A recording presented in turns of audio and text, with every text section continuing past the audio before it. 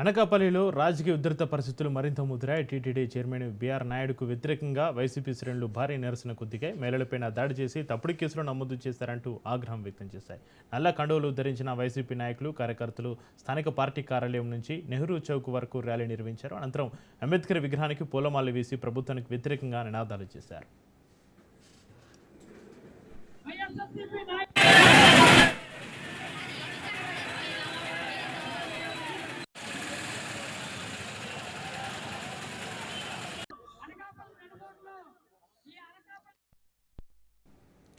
TTD చైర్మన్గా ఉన్న BR Naidu తప్పుడు కార్యకలాపాలు చేశారని మాజీ మంత్రి ముత్యాల నాయుడు ఆరోపించారు. మహిళలు శాంతియుతంగా నిరసన తెలిపినా వారిపైన దాడి చేసి కేసులు పెట్టడం దారుణమని మండిపడ్డారు. వెంటనే మహిళలపైన కేసులు ఎత్తివేసి బీఆర్ నాయుడిని పదవి నుంచి తొలగించాలని డిమాండ్ చేశారు.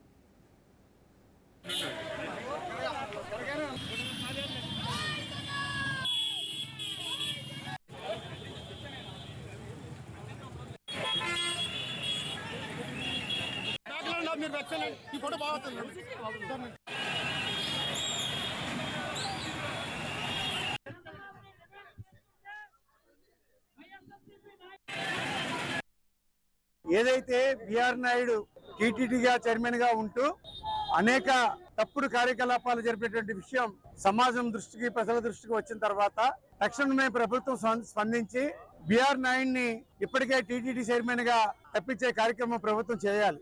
కానీ బీఆర్ నాయుడు మీద ఎటువంటి చర్యలు చేపట్టకపోగా మరింత సపోర్ట్ చేస్తూ ప్రభుత్వం ఆయనకి ఇస్తున్నటువంటి భరోసా.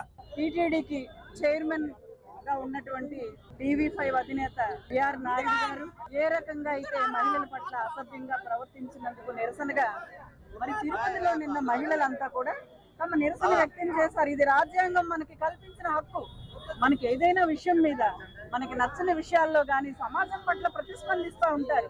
ఆ హక్కుని కాలరాసే విధంగా మరి వారిని అమానుషంగా అరెస్ట్ చేయడం అనేది మరి ఎప్పటికీ కూడా తగదు. ఏదైతే బీఆర్